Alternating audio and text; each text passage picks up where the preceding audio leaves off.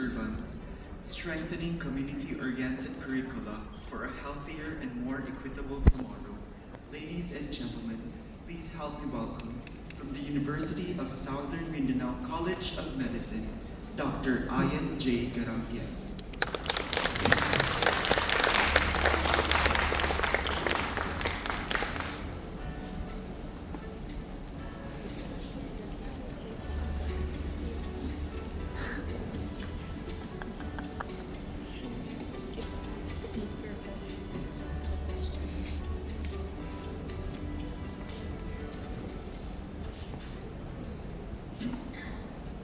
For the next 25 to 30 minutes, allow me to take you on a journey, not just through data, slides, or frameworks, but through a story.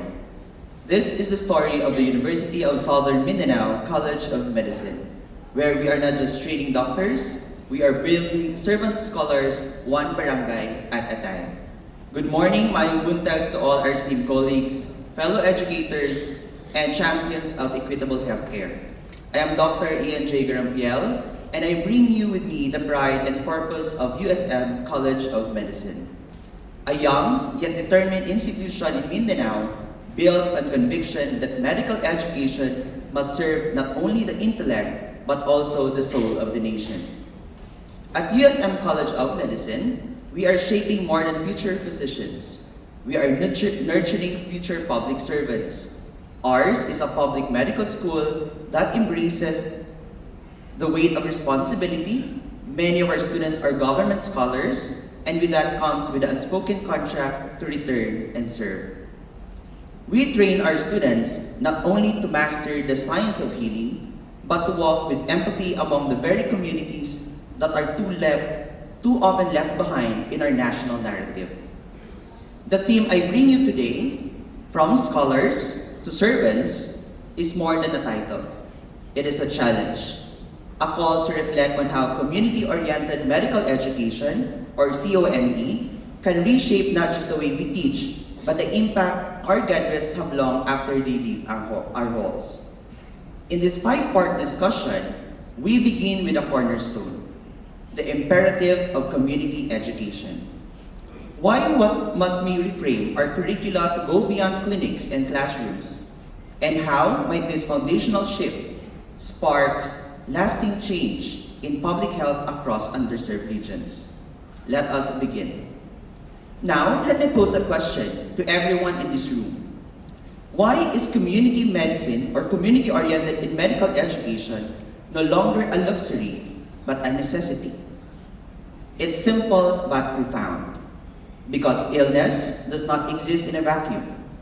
Because no matter how advanced our laboratories become, we cannot heal what we do not understand. And true understanding begins not within hospital walls, but in the lived realities of our patients. Let's pause here and imagine. Imagine a first-year medical student, bright, eager, and fresh from the classroom, assigned to a geographically isolated and disadvantaged area, or what we know as GDA. She notices a child with persistent diarrhea. But it's not the lack of ORS that's the issue. It's the absence of clean water. A simple truth that no lecture slide ever taught her. Or picture a rainy season rotation in a flood-prone barangay. A student arrives thinking dengue is just another topic from infectious disease class. But what he sees is far more complex. Poor drainage, open containers, fragmented vector control, and community fatigue. Suddenly, dengue is no longer just tropical medicine. It's public policy. It's environmental justice. It's systemic. No simulation, no case vignette, no PowerPoint can recreate that. At the University of Southern Mindanao College of Medicine, we don't just place our students in these communities, we embed them. From early years, they conduct house-to-house visits, sit in barangay health boards, interview displaced families, and hold focus group discussions, not just to gather data, but to understand narratives. They are not just taught the social determinants of health as bullet points in a handout, they live them. They see how poverty, displacement, conflict, and culture intertwine and shape health outcomes. They feel the weight of community expectations and gaps in our systems. Let's break down what this kind of immersion unlocks. First is relevance. Our students learn to bridge the gap between what's taught in school and what's needed on the ground. They start thinking like innovators, not just interns. Second is empathy. Not the romantic kind, but the gritty kind. The kind that makes you realize hypertension is not just salt intake, but also whether a father has enough money to buy meds every month or provide healthy foods to his family. Third is critical consciousness. They begin to ask hard questions. Why are some areas always left behind? Who decides what resources reach whom? And what are the consequences of political neglect? Fourth is future readiness. These students won't just be clinicians, they'll be collaborators. They'll know how to work with midwives, barangay captains, LGUs, and even the quiet wisdom of local elders. This, my friends, is how we shape not only competent doctors, but servant leaders. Not only diagnosticians, but public health advocates. Not practitioners, but reformers. The true transformation begins not in the hospital ward, but in the barangay hall, the dusty footpath, the open-air waiting shed, or the one-bed RHU at the edge of a conflict zone. And perhaps that's where medicine finds its soul again. Not in the machines, but in meaning. Not in prestige, but in presence. Not in isolated knowledge, but in immersed compassion. Building upon our earlier reflection on the necessity of community orientation, I now move to our second core objective, one that speaks not only to curriculum structure, but to the character and direction of our graduates. Let us ask a simple but crucial question. How do we ensure that our government scholars don't just complete their education, but fulfill their obligation to serve the people who invested in their dreams? At the University of Southern Mindanao, we believe the answer lies in the deliberate shaping of a return service mindset, fostered not by coercion, but by conviction. At USM College of Medicine, around 75% of our students are beneficiaries of government-funded medical education programs, including CHED Medical Scholarship, LGU-based sponsorships, BARM scholarships, and our own internal provincial priority pooling. But scholarship alone does not guarantee return. That's why we embed return service preparations as early as first year, through an integrated Pathways to Public Health Leadership track. This includes mentorship programs, scholars pairing our scholars with doctors currently deployed under Doctors de los Barrios of the different municipalities and RHUs, reflective journals titled My Municipality, My Mission, where our scholars map out their ideal post-graduation return plans by third year. And these are not optional electives. These are core experiences assessed and reinforced by faculty from both academic and government sectors. Our community medicine rotation is designed not simply as exposure as pre-deployment training.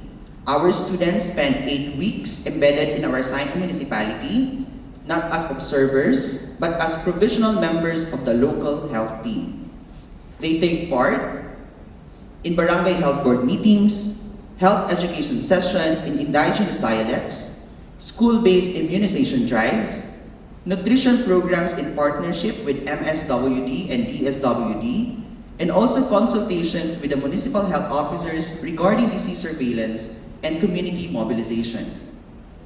At the University of Southern Mindanao College of Medicine, our students go beyond classroom. They assist in real deliveries at birthing homes, guided by our midwives and doctors. They rotate in animal bite treatment centers, manage actual bite exposures, and witness medical legal cases such as rape, assault, and more, handled with care and integrity.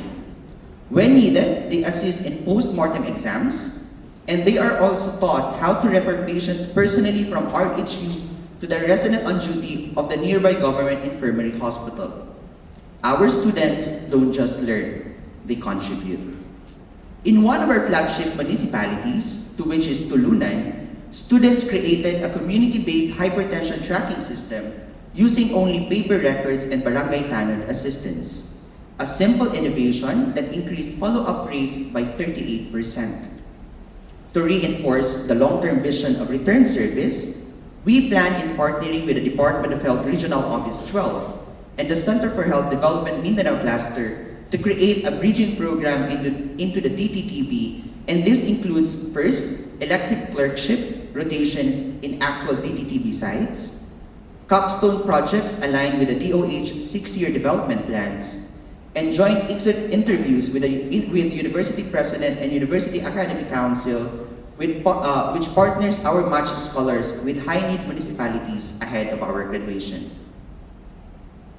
Our messaging to our scholars is simple yet powerful. You are not being sent back to your province because you owe a debt. You are returning because your people have long been waiting for someone like you. This reframing changes everything. It turns service from burden into mission. We also use multimedia testimonials, such as returning hero lectures from former scholars, and even pinning ceremonies themed around Bayan, Hindi Bayan, to build a culture where serving the underserved is celebrated, not lamented. We now come to a crucial part of this presentation, the expected outcomes of a truly community-oriented medical curriculum. At the University of Southern Mindanao College of Medicine, while we are still in the early years of our development and have yet to produce our first graduates this July, we are already witnessing significant outcomes in the competencies, attitudes, and evolving identities of our students. We do not just prepare them to pass future board exams. We prepare them to become primary care providers, public health champions, and community-rooted servant leaders. Allow me to walk you through 4 of the emerging outcomes we have observed across our cohorts as a result of implementing COME. Through sustained immersion in rural health settings, our students are already developing early clinical independence, particularly in primary care. By the end of their community exposures, our students are able to conduct comprehensive household health profiling, identify local disease patterns, and propose practical interventions. They also participate in RHU operations, including maternal tracking, immunization drives, and health consultations. They also manage basic cases using syndromic approaches appropriate for resource-limited settings. In one municipality, our students responded to an observed rise in a respiratory illness by designing a barangay-wide cough and colds prevention campaign tied to both environmental and behavioral factors. An activity that involved data collection, health education, and referral coordination. These are not passive exposures, they are early steps in building functional clinical judgment within the constraint of a community health system. Our students, again, are not just being trained as clinicians. They are being equipped as advocates and community collaborators. From as early as second year, we integrate modules in public health planning, barangay development planning, and community mobilization. During immersion, our students facilitate focus group discussion with mothers, youth groups, and barangay health workers. They also assist in creating mini health education campaigns tailored to pressing local issues like malnutrition, teenage pregnancy, and dengue prevention. They also join barangay health board meetings, witnessing how local health priorities are debated and resourced. Some groups have even crafted simplified referral guides translated into Bisaya or Hiligaynon and Maguindanaon to assist barangay health workers in making timely decisions. We believe these engagements cultivate not just awareness, but accountability and initiative. Our students are learning not just how to diagnose illness, but how to understand the structures and stakeholders that sustain health or allow it to fail. While knowledge is essential, we know that character and compassion are what define meaningful medical practice. Our students encounter real people, not only simulated patients. They meet families who skip checkups due to transportation costs, children who fear vaccines because of ancestral beliefs, or pregnant women relying on traditional birth attendants. In these interactions, students are required to keep narrative journals, engage in cultural reflections, and write letters to my community. Structured exercises that help deepen their understanding of how cultural, social, and economic factors influence health behaviors. In one reflection, a student wrote, "I used to think patients who did not comply with treatment were negligent. Now I understand that sometimes compliance is a luxury they cannot afford." This shift in mindset from judgment to understanding is perhaps one of the most powerful outcomes of our COME model so far. Even in the absence of graduates, we are already seeing the emergence of a strong service ethic among our students. Many of our scholars have begun identifying their own home barangays or nearby underserved municipalities as potential areas for return service. Several have expressed eagerness to apply for doctors to the barrios or pursue careers in rural hospital leadership. To reinforce this, we conduct mid-year commitment ceremonies where our scholars share their personal "Why I Serve" statements. Also, our scholars conduct student-led forums on rural doctor career paths featuring DOH speakers in Region 12 and doctors to the barrios from Mindanao in Region 12. A student-run initiative called Kabalik Ko, which encourages scholars to plan early for their return to community service through research, public health mapping, or mentorship of younger scholars. We are not just building academic foundations, we are building a culture of return, of relevance, and of responsibility. At the University of Southern Mindanao College of Medicine, our commitment to COME is unwavering. But we are also learning through experience that idealism must be matched with pragmatism. In many ways, the Rural Health Unit of Tulunan has become both our training ground and our testing ground. Here, I will share three central challenges that we are actively navigating: logistical limitations, faculty readiness, and sustainability of community partnerships. While the heart of COME lies in bringing students closer to the community, the logistics of doing so are often complex, particularly in rural, geographically isolated, and disadvantaged areas like Tulunan. During immersion rotations in RHU Tulunan, we face recurring constraints such as transportation access. Some barangays require coordination with the LGUs to provide habal-habal or 4x4 vehicles, as you can see the truck, especially during the rainy season when roads are muddy or flooded.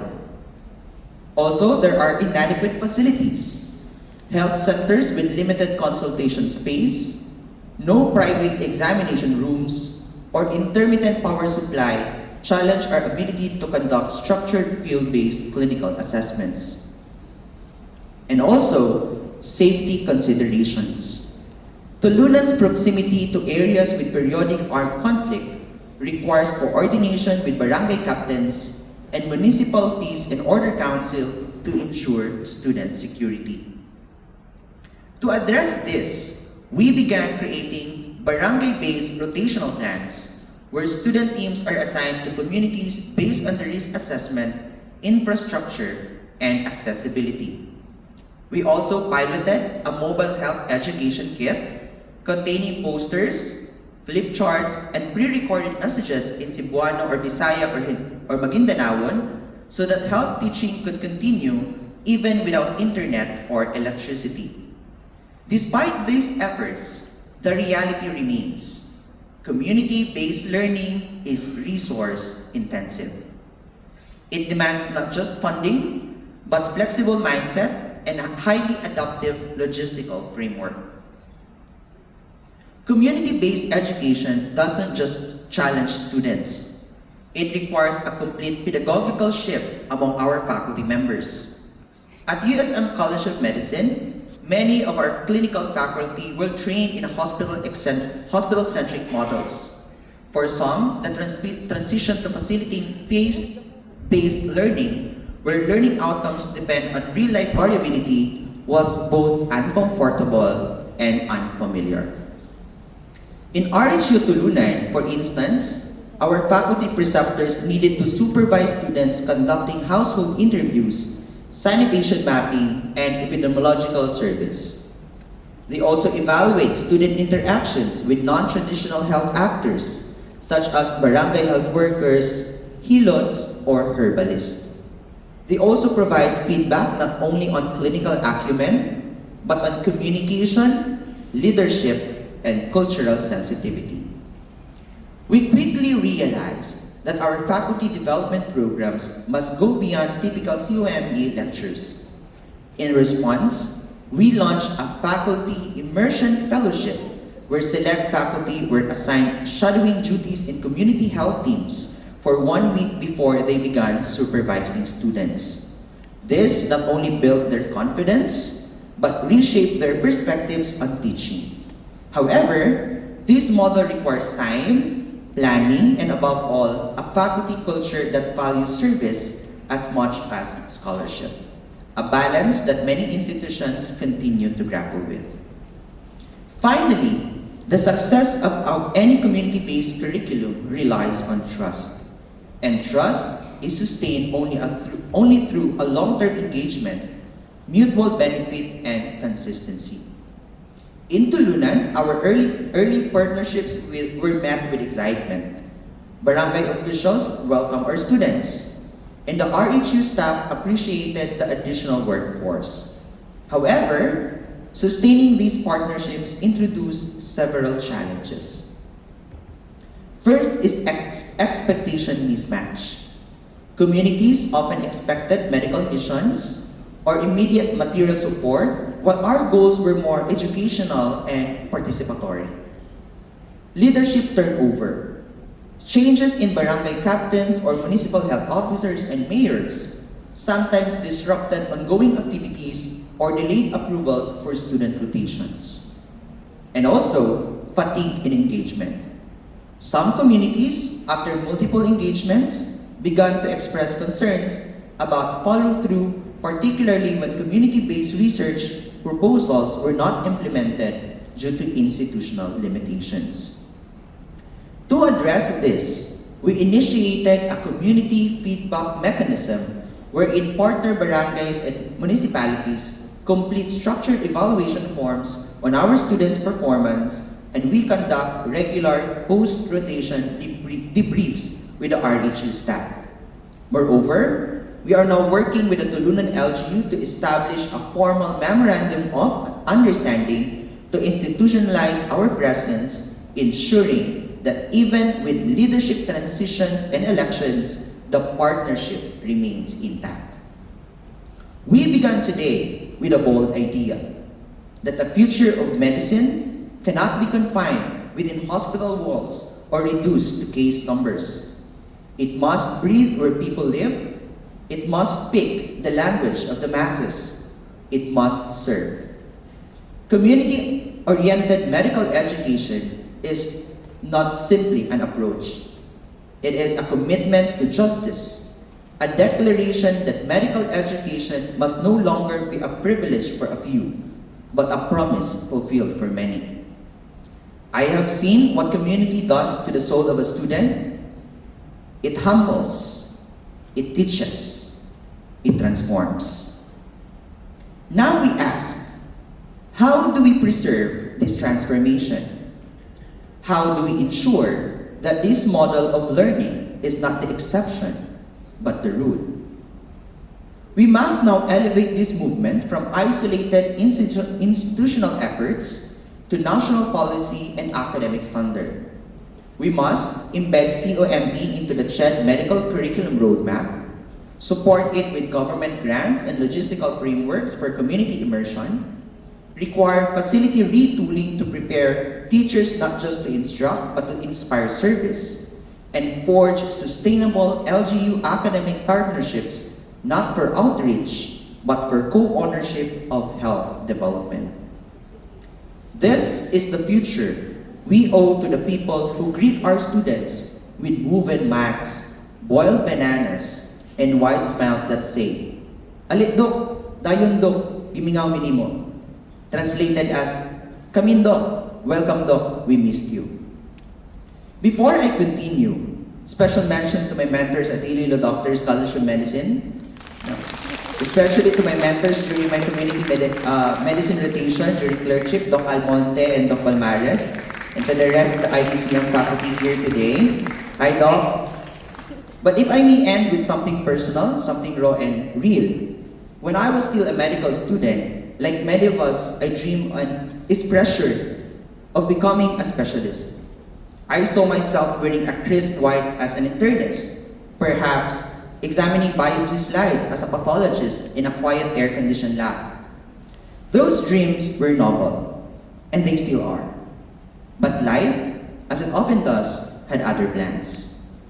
I started moonlighting in far-flung areas, eventually finding myself at the rural health unit of Tulunan. No air conditioning, no fancy machines, just one bed, a few overworked staff, and patients who traveled for hours just to have wound dressed or a blood pressure checked. And somewhere in that simplicity, I found death. Sa gitna ng kubalangan, doon ko nakita na ang tunay na kahulugan ng medisina sa bawat buntis na walang pamasahe, sa bawat batang butot balat, sa bawat health worker na nagsusumikap kahit walang sweldo, unti-unti bumigay ang puso ko. What I once thought was temporary, community medicine slowly became my calling. And if it happened to me, I believe it can happen to our students too. But they need to be shown. They need to be immersed. They need to be mentored, empowered, and believed in. Kung mabibigyan natin sila ng tamang exposure, inspirasyon, at suporta mula sa gobyerno, lalo na sa pamamagitan ng tunay na pagpapatupad ng Universal Healthcare Law, then we will not only produce doctors, we will raise a generation of servant leaders. Mga doktor na hindi takot malubog, mga doktor na hindi nangingimi sa kahirapan, mga doktor na hindi lang magaling, kundi may malasakit, may paninindigan, at may puso para sa bayan. Because ultimately, medicine is not just saving lives. It's about honoring them. And that begins not in operating rooms or lecture halls, but in the quiet, overlooked corners of our country where the need is greatest and where hope flickers waiting to be fanned into flame. So today, I leave you with this challenge. Let us not only build physicians for hospitals, let us shape healers for humanity. And maybe, just maybe, if we do this right, one day, a child from a small barangay will look at a doctor not with fear, but with hope. And that hope will have their fingerprints on it. Let us build a generation of physicians who are not afraid of muddy boots, distant barangays, or difficult truths. Let us build a profession that listens before it lectures, that partners before it prescribes. Let us build a future where the dream of universal healthcare does not remain ink on a paper, but becomes breath in every bar, pulse in every patient, and hope in every heart. This is the vision. This is the fight. And this is the kind of medicine worth teaching. Maraming salamat po. Mabuhay ang community-oriented medical education. Mabuhay ang ating mga mag-aaral. Mabuhay ang sambayanang Pilipino. University of Southern Mindanao College of Medicine, mga komunidad, mga Pilipino, manggagamot na may puso at paninindigan. Maraming salamat.